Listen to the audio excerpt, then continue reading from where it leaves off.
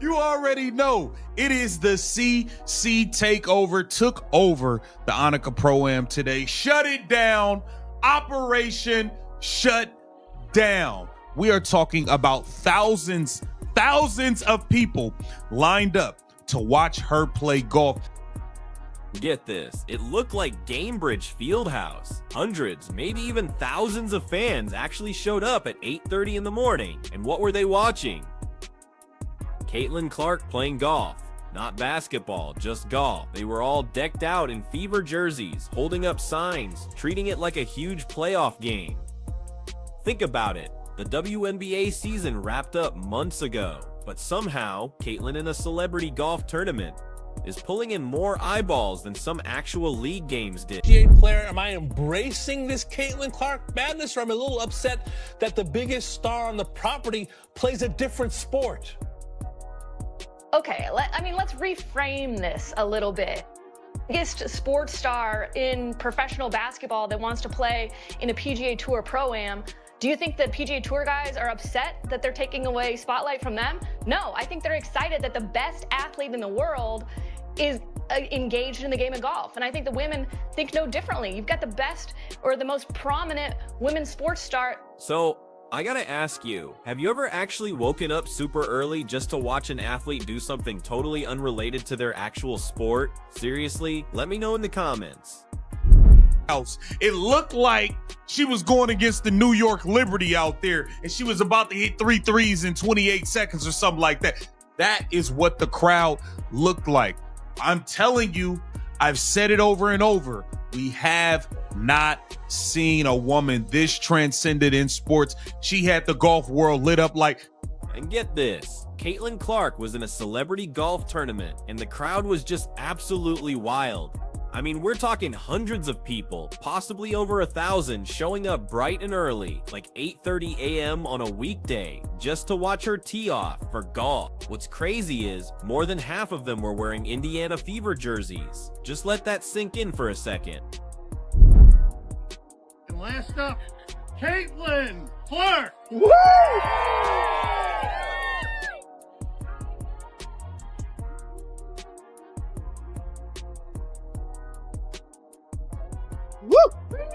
Have fun. Enjoy. Play well. But this wasn't even a WNBA game, right? Not a playoff showdown, not a championship final. It was just a celebrity golf event. Caitlin was out there playing with pro golfers. And get this, her teammates Sophie Cunningham and Lexi Hull were actually her caddies. Yet people showed up like it was the biggest sporting event of the entire year. Last up, Caitlin Clark!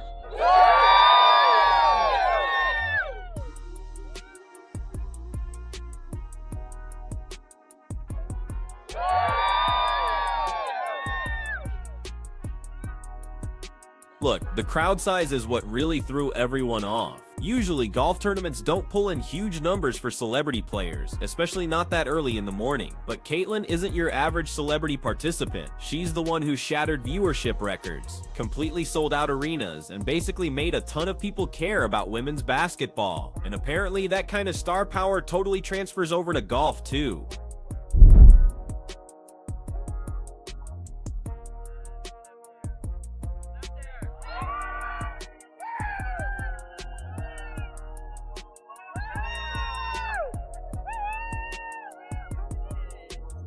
Having Sophie Cunningham and Lexi Hull there as caddies definitely added another cool layer to the whole thing. Seeing Fever players in their gear, caddying for a teammate at a golf tournament, it's pretty surreal. Both Sophie and Lexi are technically free agents right now, but the Fever would be totally foolish to let either of them walk. You'd have to shell out near max money to find better production, and most teams aren't doing that for role players. The huge turnout with all those Fever jerseys really shows how invested fans are in this team, and specifically in Caitlin. These aren't just casual fans who happen to be nearby. These are people who woke up super early, probably drove a good distance, and just stood around a golf course for a glimpse of Caitlin hitting some shots. That's real dedication. Her tee shot itself was actually pretty challenging. It wasn't some easy tap-in over flat ground. If she messed it up, the ball was going straight into the water, but she cleared it, which is good.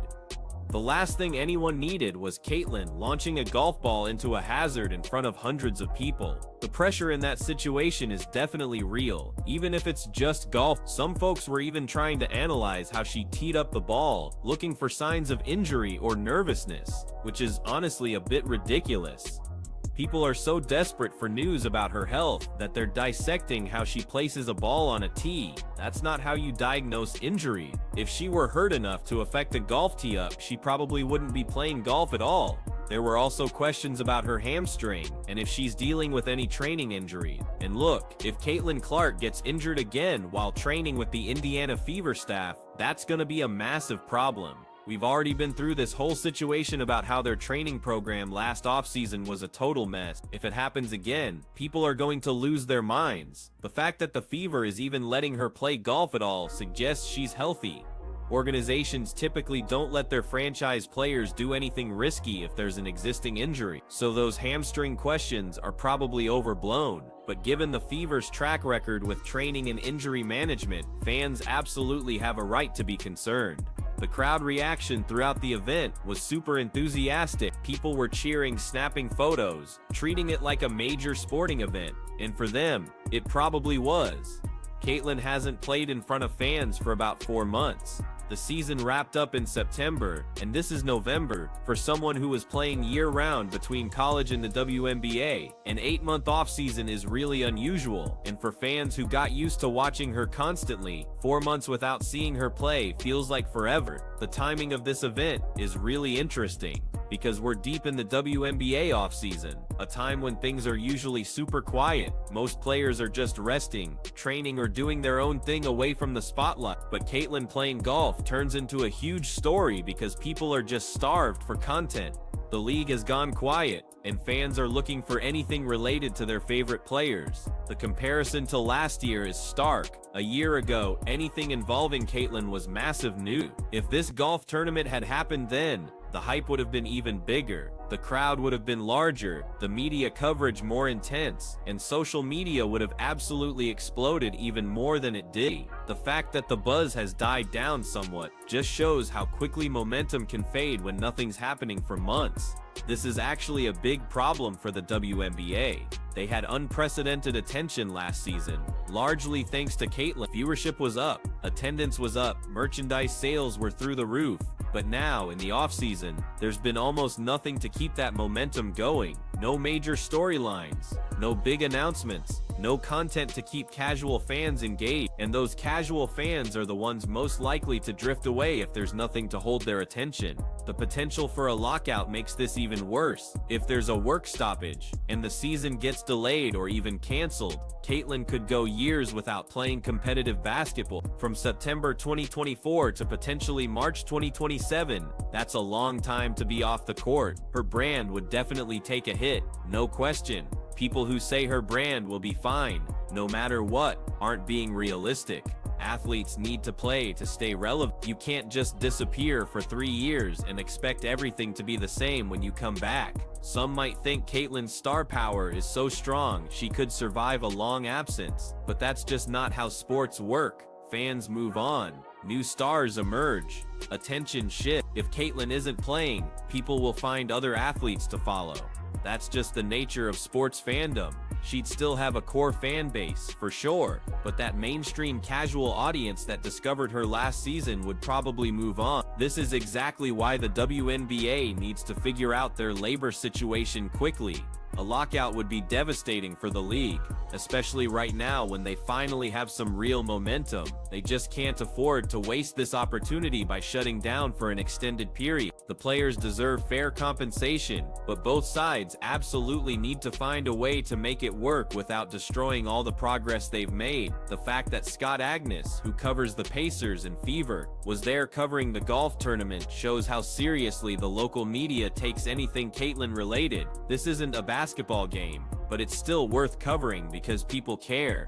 That's the level of interest she generates. Not many athletes can turn a celebrity golf tournament into a legitimate news story, but Caitlyn can. The crowd showing up at 8:30 a.m. is especially impressive. That's early, particularly for something recreational. These aren't hardcore golf fans who'd show up early anyway. These are basketball fans who came specifically to see Caitlyn. They probably don't care about the rest of the tournament. They're there for her, and they're willing to wake up early and stand around a golf course just to see her for a few minutes. This also shows the massive difference between Caitlyn's draw and most other WNBA players. No disrespect to anyone else, but very few players in the league could pull this kind of crowd for a non-basketball event. Maybe a handful of the biggest stars could get a decent turnout, but hundreds to thousands of people showing up, that's unique to Caitlyn right now. The LPGA probably loved this too. Last year, they were posting about record engagement whenever Caitlyn was mentioned in connection with golf. They totally get that associating with her brings attention. The WNBA should be learning from this and figuring out how to really maximize her star power. But instead, they seem kinda confused about how to handle it. There's been this weird tension where the WNBA doesn't seem to know whether to fully embrace Caitlyn as the face of the league or try to spread attention around to other players and teams. The result is they're not doing either effectively. They're not fully capitalizing on Caitlyn's popularity, but they're also not successfully building up other stars to her level. It's a huge missed opportunity. The irony is, the WNBA is almost back to where it was before Caitlyn's final college season. The main conversation about the league is players complaining about pay, and everyone else pointing out the league loses money. That was the cycle before Caitlyn brought all this new attention. Now that the season's over and she's not playing, we're right back to that same tired argument. This is exactly why the league needs to maintain momentum during the offseason. They should be creating content, promoting players, building storylines for next season, doing anything to keep people engaged. Instead, it's been mostly quiet, and the conversation has just reverted back to those same old debates that existed before Caitlyn changed the game. The fans at the golf tournament are the ones who stayed engaged despite the lack of content. They're the diehards who will show up no matter what. But the WNBA can't rely only on diehards. They need casual fans too, and those people need reasons to stay interested. A golf tournament with Caitlyn is something, but it's not enough to sustain momentum for months. What happens when the next season starts will be crucial. If Caitlyn comes back healthy and picks up where she left off, the attention will probably return. But if there are injury problems, or if the season gets delayed by labor issues, or if the product on the court doesn't live up to what people expect, that casual audience might not come back, and rebuilding that audience is way harder than maintaining it. Having her teammates there also created some fun content. Sophie and Lexi in their caddy roles, all three Fever players together in a relaxed setting. It's the kind of behind-the-scenes glimpse that fans absolutely love. It humanizes the players and shows them as people, not just athletes. The WNBA should be creating more of this type of content year-round. The whole event was a great reminder that Caitlyn's appeal goes way beyond just basketball. People are interested in what she does, period.